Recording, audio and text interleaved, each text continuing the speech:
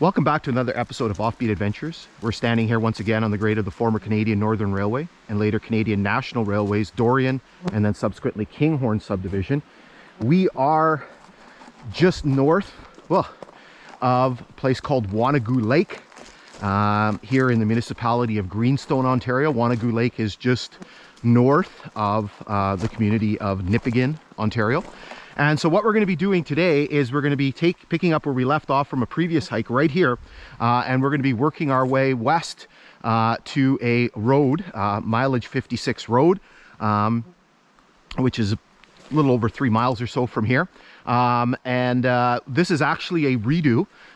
So we are redoing a video that we did back in the summer of 2020, and there's a few reasons why we're going to be doing that. Now, our adventure actually starts right from the hop right here, because if you listen carefully, and I'll stop talking for a second, you can hear water running, and so there is a creek that's passing under the grade here, and there's a very interesting kind of arrangement. There's no milepost marker on here, so I can't give you a mileage, but we're going to go take a look at kind of this because it's one of the more interesting arrangements you'll see on this line. All right, so we've made our way down below the level of the grade. I don't know, we're at least 30 feet down, maybe 40 feet down below the level of the grade. It's a pretty long way down. So we're standing here in this creek, and I'm kind of perched precipitously on these rocks. This is about as close as I can get. When we were here in 2020, this was all dry. But basically you can see the configuration here. It's really neat, and you're going to see it a lot better from the north side when we get down there. But essentially you can see two culverts. So you can see an older segmented concrete culvert, probably about a 4-foot diameter one, and then you see a larger metal culvert, probably a 5-foot diameter one. I'm guessing the metal one was put in there to kind of pick up the overflow because maybe the concrete one couldn't handle it. What's neat, I don't know how well you can see it, maybe we'll move in for a closer look. You can see all this stacked stone right on top of the concrete culvert. And obviously that was done a very long time ago. It's covered in rock. Again, those segmented culverts have been around for a long time. So, you know, I'm guessing this work was done quite a while ago. So what we're going to do is we're going to move in for a closer look. Okay, so we've moved in for a little bit of a closer look here at this sort of stone wall. So you can see part of it here. The dog's in here like a dirty shirt. Let's move over here. I can't get over there, at least without sort of killing myself. So we'll have to satisfy ourselves with looking from here. So you can basically see part of the wall, and part of the wall covers over there. I don't know if I can get down there. Well, let's try. I'm very worried about the dog because the dog's got to follow me too. And I don't like when she kind of comes into these spots. Well, that wasn't good. So you can see the wall here. All these stones nice and neatly stacked up. You can see the amount of moss that's growing on there. The dog just completely went in the water.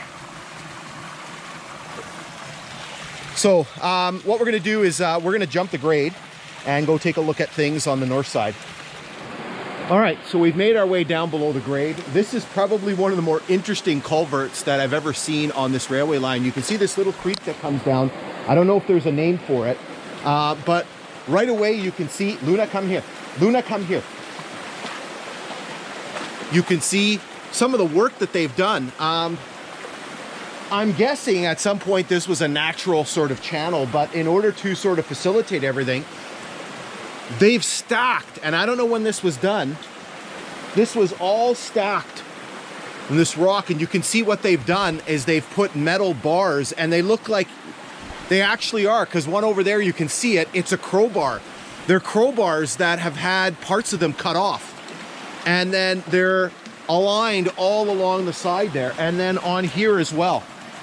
Luna, come here. Come here. Come here. I'm trying to keep Luna away from that opening. Here you can see that stacked rock continues. Here you can see again these, I guess looks like crowbars. They're octagonal. And like I said, the one over there actually still has the end on, and they've been cut off. Here you can see they've actually put a rail. Now I can't read it, it's all covered in sediment, but I'm pretty sure when I was here 2 years ago, I read 1952. So this was probably done some point after 1952. So what's happened is, I don't know if that stone culvert was the original one, and then they did all this work and put the metal one above it to catch the overflow. But you can imagine, you know, say for example, April, when the water starts to really run, and into May, there's probably a lot of water in this creek, and they needed probably that second culvert to catch the overflow. Again, it's probably one of the best examples of rock work that I've seen. Just all of these stacked rocks all along here, and even above the culvert. I don't know if you can see it, but there's basically a stacked little wall there. And again, the rocks those ones are heavily covered in moss, so they've been there for a very long time. Maybe what we'll do is we'll go up there and I'll show it to you. Okay, so let's go take a look at that. Okay, so we've moved up above the creek gorge, if you want to call it that. Right below us is the concrete culvert. You can see the metal culvert over there. Again, you can see just this amazing rock work that they've done. And here, as I mentioned, you can see yet more examples of this rock work here. I don't know, it might be hard to see on the camera, but essentially you have all this rock. Oops. Yeah, it's hard to maneuver in here. I'll try not to kill myself. Again, I don't know how long this has been here, but it looks very, very old.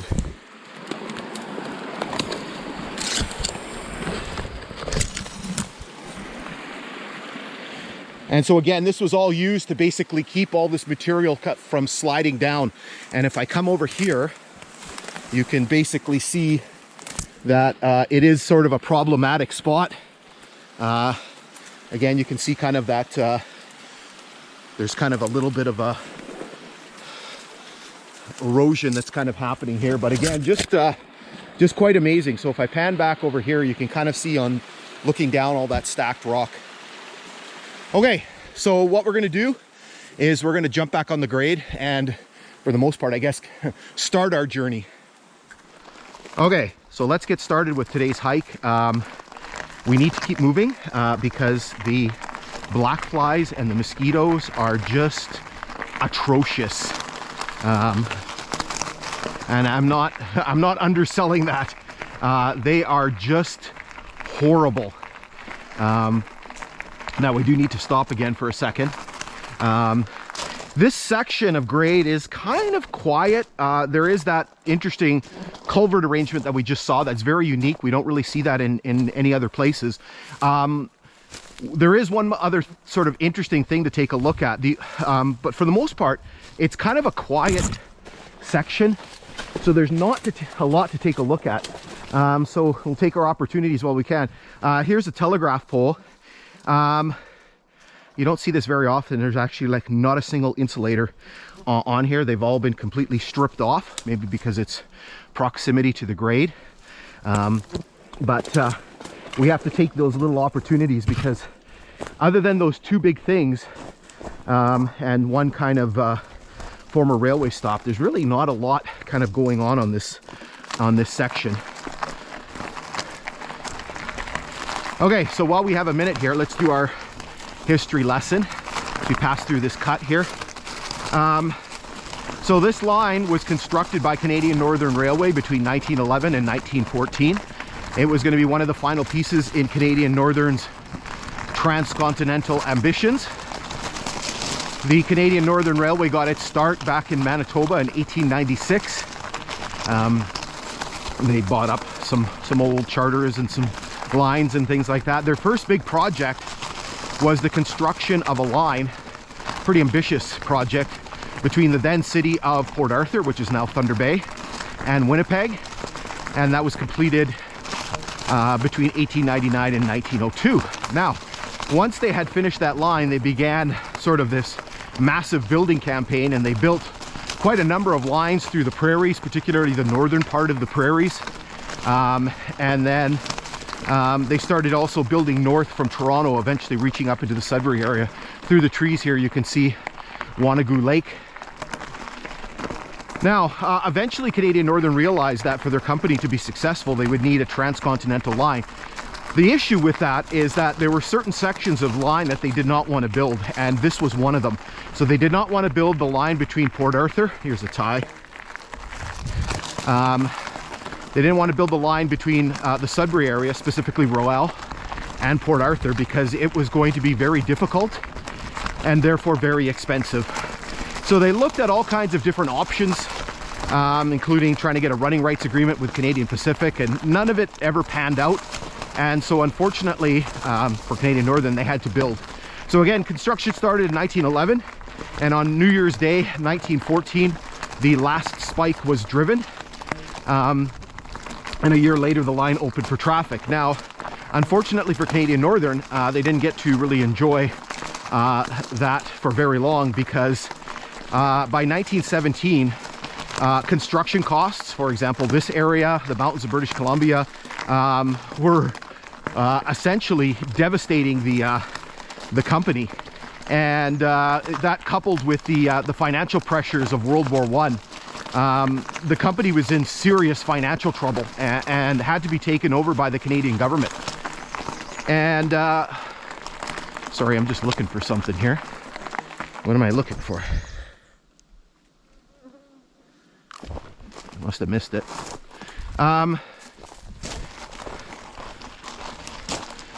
There it is right there. I went right by. And so in again in 1917 the company had to be taken over by the Canadian government, and a year later Canadian Northern was forced to merge, amalgamate, whatever word you want to call it, with a bunch of other Canadian government owned bankrupt lines known as the Canadian Government Railways, and that merger formed Canadian National Railways. Now it took about 5 years for the nationalization process to be complete, because they had to bring the Grand Trunk lines into the fold. And so by 1923 that process had been complete, and in 1923 the name of this line changed. It went from the Nipigon subdivision of Canadian Northern Railway to the Dorion subdivision of Canadian National Railways, and it continued as such until 1960, when CN went through a big reorganization. They changed their name to Canadian National Railway, singular, and they adopted their modern, very iconic logo, and they reorganized a bunch of their lines, including this one. And so the Dorion subdivision was merged with the more easterly Kinghorn subdivision to create one line from Long Lac to, at the time, Port Arthur, which was known as the Kinghorn subdivision. And the Kinghorn continued to operate until 2005, when CN decided to discontinue service, and they began pulling up the rails in 2008, and that was complete by 2010. Now we're going to pause here, and the reason being is we actually have another culvert. This is just a modern metal culvert, but it actually has a milepost marker, and you can probably read that very well. So it says a 102.72, so that is the mileage on the Kinghorn. And the original lines actually had different mileage, because the original line started in Jellicoe, not Long Lac. So what we need to do is we need to subtract 49.7 miles. So that gives us, on the original lines of the Nipigon subdivision, the Dorion subdivision, 53.03. All right, so what we're going to do is we're going to get ourselves together here and just continue our westward journey.